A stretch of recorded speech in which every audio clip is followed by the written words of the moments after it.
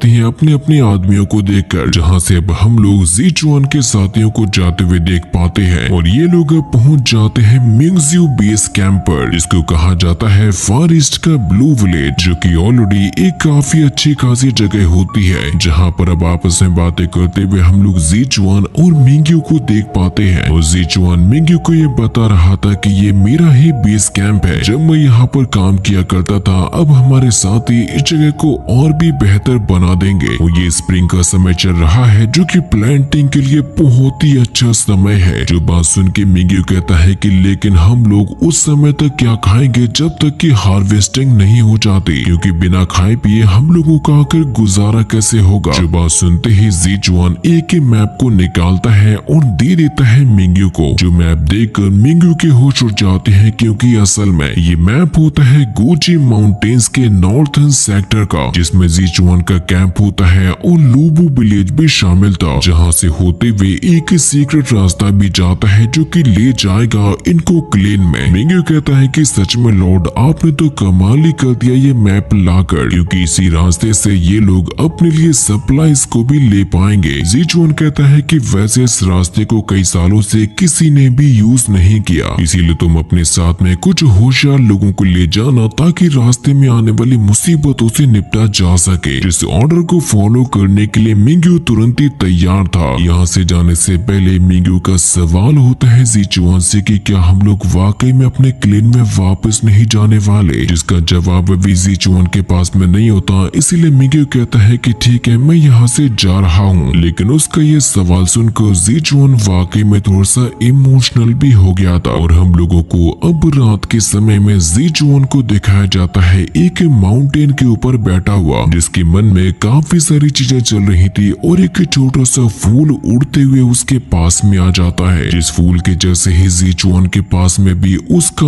अब घर नहीं है, वो भी इन्हीं फूल की पंखुड़ियों के जैसे ही बिखर चुका है। लेकिन फिर तभी ज़ीचुआन कहता है कि अरे बाहर आ भी जाओ, वहाँ पर छुप कर क्या ही फायदा होगा, क्योंकि असल में वहीं पर छुपी हुई होती है बाईचुआन, जो कि ज़ीचुआन से कहती है कि वैसे मैं यहाँ पर आपकी इंजरीज के बारे में पूछने के लिए आई थी। तो ज़ीचुआन कहता है कि वैसे जब कुछ लोग झूठ बोलने की कोशिश करते हैं तो उनके जो शब्द हैं वो चेहरे पर लिखे दिख जाते हैं। चलो अब सच्चाई बता भी दो कि आखिर तुम मुझसे क्या चाहती हो। तो बाईचुआन कहने लगती है कि आपकी जो रिलेशन है वो है लॉर्ड डीलन के साथ में और मिस निंग के साथ में आपका जो कनेक्शन है, ये दोनों ही चीजें आपको बेकसूर साबित करने में प्रॉब्लम क्रिएट करेंगी जब आप क्लेन में वापस जाओगे। जो बात सुन के ज़ीचुआन कहता है कि हाँ, तुमने सही कहा। और वैसे इस वक्त क्लेन का जो चीफ इंस्पेक्टर है वो है मेरा खुद का ही बड़ा भाई, और साथ ही साथ निंग के वहाँ पर होने की वजह से जब मैं जाऊंगा तो वो लोग डेफिनेटली मुझे बचाएंगे और मेरे साथियों को भी। लेकिन बाईचुआन भले ही क्लेन हमें माफ कर दे, लेकिन अब वो दोबारा से हम पर भरोसा नहीं कर पाएंगे। और मुझे नफरत है उन चीजों से जो कि मुझ पर भरोसा नहीं करते, क्योंकि ये सिचुएशन ज़ीचुआन ऑलरेडी फेस कर भी चुका है। बाईचुआन कहती है कि लेकिन अगर हम लोग सच्चाई के बारे में नहीं बताएंगे तो फैमिली के लिए तो हमेशा ही गद्दार रहेंगे। ज़ीचुआन कहता है कि अगर हम लोग सच में अपने नामों पर लगे हुए धब्बे को हटाना चाहते हैं तो ये काम करने के भी हमारे पास में काफी सारे तरीके हैं, तुम चिंता मत करो। बातों से मैटर को सुलझाना ये एक तरीका तो है, लेकिन सबसे कमजोर वाला। इसी वजह से हम लोगों को अपने तौर तरीके और अपनी ताकत का इस्तेमाल करना होगा, तभी जाकर हमारी जो लॉयल्टी है वो फैमिली के लिए प्रूव हो पाएगी। भले ही फैमिली फार ईस्ट को हार चुकी है, लेकिन हम लोग फार ईस्ट को वापस लेंगे और मैं फार ईस्ट के सभी 23 प्रोविंस को लीड करूंगा और अपनी बटालियन को वालन किले में ले जाऊंगा पूरे गर्व के साथ में। जो बात सुन के बाईचुआन कहती है कि लॉर्ड, क्या वाकई में ये सब कुछ सीरियसली कह रहे हो? तो ज़ीचुआन कहता है कि बाईचुआन, भले ही तुम इस वक्त पर मुझ पर भरोसा ना करो, लेकिन बाईचुआन बिना कुछ कहे ही कहती है कि मुझे आप पर भरोसा है और यही भरोसा लॉर्ड को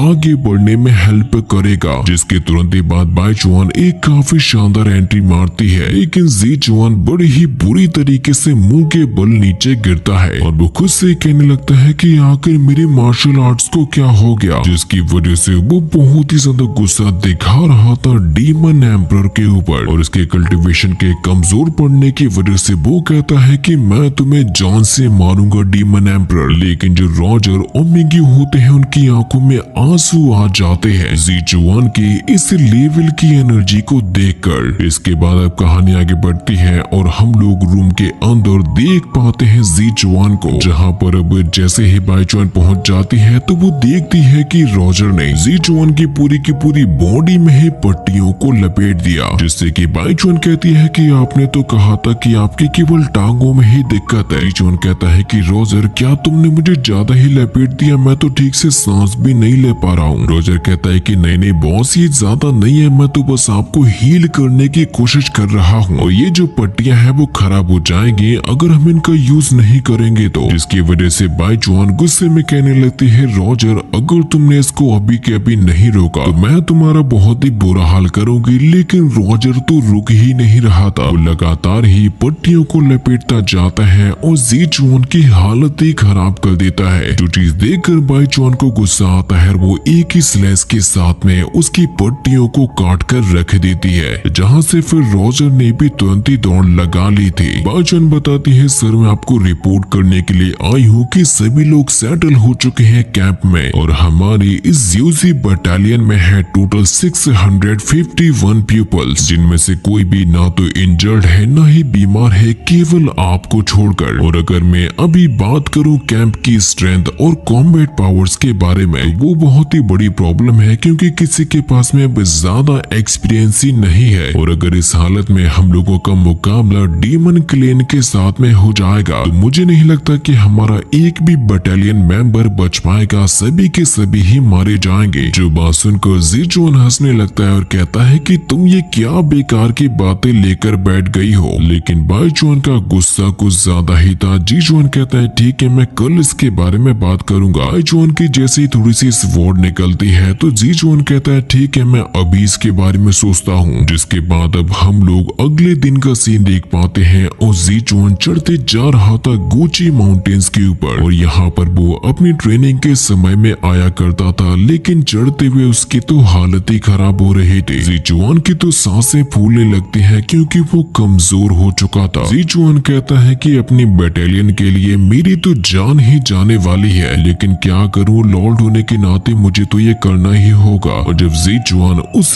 गुफा के अंदर पहुंच जाता है तो वो चिल्लाने लगता है ओल्ड मास्टर को, जहाँ पर कोई भी नहीं था। और ज़ीचुआन देखने लगता है वहीं की दीवारों पर बने हुए कुछ पेंटिंग्स को, जो कि किसी और ने नहीं बल्कि उसने खुद ने ही बनाई थी। वो सब कुछ देखते जा रहा था और अपनी पुरानी यादों में खोते जा रहा था। ज़ीचुआन सोच रहा था कि मुझे तो पता नहीं है कि तुम कहाँ पर चले गए होगे, जहाँ पर पुराने समय की काफी सारी चीजें डली हुई थी और एक मैट भी बिछी हुई थी, जिसको बाईचुआन जैसे ही हटाता है तो उसके नीचे एक बॉक्स रखा हुआ था। और ज़ीचुआन उम्मीद करता है कि इसके अंदर वो सामान रखा हुआ होगा जिसके लिए वो यहाँ पर आया है। और बॉक्स को खोलते ही ज़ीचुआन खुश हो जाता है उसके अंदर रखे हुए सामान को देखकर, जहाँ से अब वो तुरंत ही उसी बॉक्स को ही उठाकर ले जाने लगा था। इसके बाद अब हम लोग एक जगह पे रॉजर को देख पाते हैं उसकी टंकी खाली करते हुए, जिसे किसी ने एक पत्थर को मारा था। और वो जैसे ही पीछे मुड़ के देखता है तो वहाँ पर एक छोटी सी किताब डली हुई थी, जो कि कोई और नहीं बल्कि असल में होता है ज़िऊ यांग डिवाइन आर्ट की बुक, और वो भी पॉपुलर एडिशन के साथ में, जिसको देखकर रॉजर तो एकदम ही खुश हो चुका था क्योंकि इस वाली टेक्निक के वो सपने देखा करता था कि शायद वो उसको सीख जाएगा। जिसके बाद अब हम लोग बाईचुआन को नहाते हुए देख पाते हैं और वो जैसे ही अपने कपड़ों को खींचती है तो उसके पास में भी आके गिरती है हुआंगक्वान असेंशन टेक्निक, जिसके साथ ही साथ जब हम लोग देख पाते हैं ड्यूक को, जो कि अपने घोड़े को खाना खिलाने के लिए जा रहा था। तो उसका घोड़ा एक टेक्निक को खाने वाला था, जिसके मुंह से ड्यूक बड़ी ही मुश्किल से उसको खींच पाता है, क्योंकि अब उसके हाथों में असल में आ चुकी होती है एंशिएंट गॉड टेक्निक, जिसे देखकर वो बहुत ही ज्यादा खुश हो रहा था। और साथ ही साथ बाकी के कैंप के जो मेंबर्स होते हैं, किसी को वज्रा टेक्निक होती है तो किसी को हेवन टेक्निक, जिसकी वजह से सभी के सभी लोग बहुत ही ज्यादा खुश होते जा रहे थे। कुछ लोग ये कहते हैं कि अब मैं पावरफुल बनने वाला हूँ, कुछ तो ये भी कहते हैं कि हम लोग अब बैटलफील्ड को डोमिनेट कर लेंगे। किसी को ये लग रहा था कि मैं अब दुनिया का नंबर 1 कल्टीवेटर बन जाऊंगा। और ये सब कुछ असल में किया होता है ज़ीचुआन ने अपने लोगों को पावर पावरफुल बनाने के लिए, जिसके बाद अब फाइनली वापस आ चुका होता है लॉर्ड मिंग्यू, जो कि अपने सामने से आते हुए एक बटालियन मेंबर को देखता है जो कि काफी भारी भरकम चीज को उठाकर ला रहा था और वो प्रैक्टिस कर रहा था अपनी ग्रिपिंग को और भी ज्यादा बेस्ट बनाने के लिए। वो तो ऐसा कर ही रहा था, तभी एक बंदा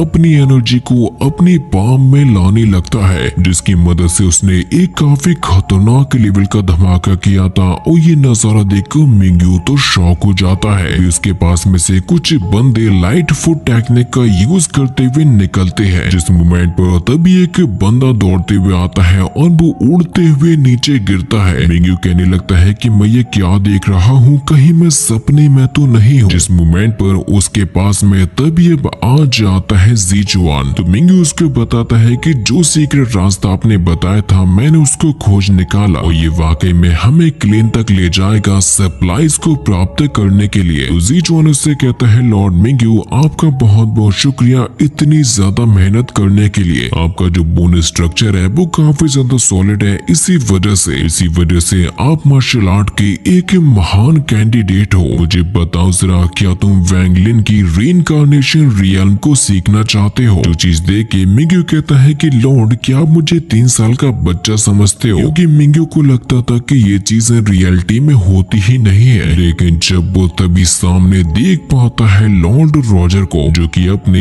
एक साथी के साथ में रॉक पेपर सीजर खेल रहा था, जिन लोगों का लेवल काफी ज्यादा खतरनाक था क्योंकि ये लोग यूज कर रहे होते हैं स्पिरिचुअल पावर्स को। जहां पर रॉजर तभी हवा में उड़ते हुए आता है और अपना एक अटैक करने वाला था, जिसने पेपर के नाम पर अपना एक पाम अटैक किया था, जिसकी वजह से मिंग्यू खुश रहते हुए ज़ीचुआन से कहता है कि मैं तो ये तीनों के तीनों ही लेना चाहूंगा, जो सभी के सभी काफी ज्यादा गजब की होती है क्योंकि उनमें होती है 9 yen manual, little sunflower manual, ancient God technique और रीइंकार्नेशन रियल्म। जो चीजें उसको देने के बाद अब ज़ीचुआन केवल अपने साथियों की ग्रोथ को ही देख रहा था, क्योंकि उन लोगों का पावर लेवल अब काफी खतरनाक तरीके से बढ़ने लगा था और ये सारी की सारी टेक्निक ज़ीचुआन अपने खुद के हाथों से ही लिख रहा था। और जिस बंदे को भी जिस टेक्निक की जरूरत होती है वो तुरंत की तुरंत ही ज़ीचुआन से लेकर चला जाता था और उसको प्रैक्टिस कर लेता था। जैसे कि जो प्रॉब्लम बाइचुआन ने ज़ीचुआन को बताई थी कि उन लोगों के साथियों के पास में बैटल एक्सपीरियंस नहीं है, अब वो चीज पूरी तरीके से ही खत्म हो जाती है क्योंकि ये लोगों का पावर लेवल काफी आगे निकल चुका था। लेकिन अब इस कहानी में एक और नया मोड़ आने वाला था, क्योंकि हम लोग अगले ही सीन में डीमंस की एक टुकड़ी को देख पाते हैं जो सभी के सभी लोग कर वसूल करने के लिए जा रहे थे। और इन लोगों का जो जनरल होता है वो बहुत ही अत्याचार कर रहा था कुछ लोगों के ऊपर, क्योंकि वो जिस कार्ड के ऊपर बैठा हुआ था उसे खींचकर एक ऑर्क और एक क्रोक डीमन लेकर जा रहा था। तभी वो जनरल अपने एक सिपाही डीमन से पूछता है कि अब आखिर हम लोग कौन से विलेज में जाने वाले हैं। तो वो डीमन बताता है कि जनरल सामने है अब हमारे ब्लू विलेज। तो वो जनरल कहता है कि अब हम लोगों को थोड़ा तेजी के साथ में आगे बढ़ना होगा, क्योंकि हम लोग जैसे इस गांव को खत्म कर देंगे हमारा मिशन भी कंप्लीट हो जाएगा। लेकिन इन लोगों की बातचीत को वहीं पर छुपा हुआ एक ऑर्क सुन रहा था, जो कि अपने लॉर्ड को बताने के लिए चला जाता है। और हम लोग देख पाते हैं ज़ीचुआन को, जिसे डीलन अभी हाल ही में बनाए गए कुछ नए वेपन्स के बारे में बता रहा था। जिस मोमेंट पर तभी वो ऑर्क यहाँ पर आ जाता है और चीफ को बताने लगता है कि बहुत ही बड़ी गड़बड़ हो गई है, हम लोग मुसीबत में फंसने वाले हैं, क्योंकि अब यहाँ पर आने वाली है डीमन क्लेन की टैक्स कलेक्शन वाली टीम, जो कि एकदम हमारे गांव के पास में आ चुके हैं। इसी वजह से हमें जल्द से जल्द कुछ करना होगा। लेकिन डीलन कहता है कि हम लोग ऑलरेडी अपना टैक्स चुका चुके हैं, फिर आकर ऐसा कैसे हो सकता है। ज़ीचुआन पूछता है कि मुझे ये बताओ जरा कि आखिर उन लोगों की संख्या कितनी है। तो ऑर्क बताता है कि कुछ नहीं तो वो 200 से कम तो नहीं होंगे। मिंग्यू कहता है ज़ीचुआन से कि हम लोगों को उन्हें सबक सिखाना चाहिए, लेकिन ज़ीचुआन कहता है कि हम लोग इतनी जल्दी उनके सामने नहीं आ सकते, इसी वजह से तुम कैंप के सभी लोगों को इत्तला कर दो कि जल्दी से जल्दी बेस में पहुंच जाओ। मिंग्यू कहता है कि ठीक है, मैं अपने काम का पूरा करता हूं और यहाँ से ग्रीन्स को भी ले जाता हूं। जो बात सुनकर डीलन को दुख तो हो रहा था, लेकिन वो कहता है कि मैं भी गांव वालों को बता देता हूँ। ज़ीचुआन डीलन से पहले ही कह देता है कि तुम्हें किसी भी हाल में उन लोगों से भिड़ना नहीं है। इसकी बात को वो मान जाता है और ज़ीचुआन ऑर्क से कहता है कि आखिर ये टीम आई कहां से है। तो वो ऑर्क बताता है कि ये लोग अपने साथ में कुछ ग्रेन को ला रहे थे और डायरेक्शन के हिसाब से देखा जाए तो ये आए हैं अभी रीनो विलेज से। ज़ीचुआन कहता है कि वैसे उस एरिया में तो गया हुआ था रॉजर, मुझे बताओ जरा क्या वो वहां से वापस लौट आया। मिंगी उससे कहता है कि आप चिंता मत कीजिए, वो जल्द ही वापस आ जाएगा। जिसके बाद अब ये लोग यहाँ से चले जाते हैं और अगले ही सीन में हम लोग गाँव के लोगों को देख पाते हैं जिनके सामने बैठा हुआ होता है वो डीमन जनरल। और वो गाँव के लोगों से ये कह रहा था कि देखो हम लोगों के लिए यहाँ तक आना इतना आसान नहीं होता, इसी वजह से मैं तुम लोगों से और भी ज्यादा कर वसूलने के लिए आया हूँ। चलो जल्दी से अब कर भरना शुरू कर दो, जिसके हिस्से में जितना भी आता हो। इन लोगों के सामने अब कार्ड्स को लाया जाता है भरने के लिए, जिसको देखकर डीलन का साथी डीकन कहने लगता है कि आखिर ये लोग यहाँ पर 10 कार्ड्स को क्यों लाए हैं। जिससे कि डीलन कहता है कि सबसे पहले ग्रेन को दे दो, फिर हम लोग बाद में बात करेंगे। जिससे कि फिर गांव के सभी लोग अपने अपने ग्रेन्स को भर देते हैं कार्ड्स में। एक काफी कमजोर सा आदमी सबसे लास्ट में ग्रेन को भरा था और वापस आने लगा था। डीलन कहता है कि जनरल हमारे गांव से जितना भी टैक्स ग्रेन जाता था हमने उसको भर दिया। जो बात सुन के वो जनरल कहता है कि लेकिन मुझे ऐसा क्यों लग रहा है जैसे कि मेरे हिसाब से ये पूरा नहीं हुआ, जिसकी वजह से एक डीमन ने छोटे से